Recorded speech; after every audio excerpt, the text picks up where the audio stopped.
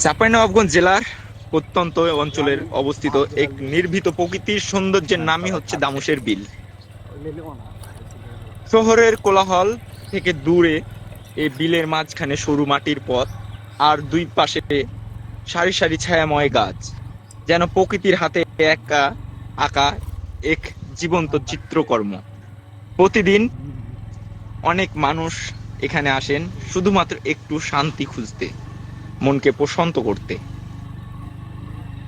এ পথে হেঁটে গেলে মাথার উপর সবুজ পাতার ছায়া, আর দুই পাশে বিস্তৃত বিলের দৃশ্য মনকে ছুঁয়ে যায়। গ্রীষ্মের তীব্র রোদেও এ গাছের পথচারীদের দেয় শীতল ছায়া, আর বর্ষার চারিদিকে পানি থাকলে এই স্থানে হয়ে ওঠে আরো মোহনীয়। দামুশের বিল শুধু একটি প্রাকৃতিক স্থান নয়, এটি এখন স্থানীয়দের কাছে এক ধরনের আবেগের জায়গা হয়ে উঠেছে। কেউ এখানে সময় কাটান প্রিয়জনের সঙ্গে, কেউ বা নির্জনতায় হারিয়ে যেতে চান প্রকৃতির মাঝে। তবে স্থানীয়দের দাবি, এমন একটা অপার সৌন্দর্যের স্থানকে রক্ষা করা এবং পর্যটনের আওতায় আনা দরকার।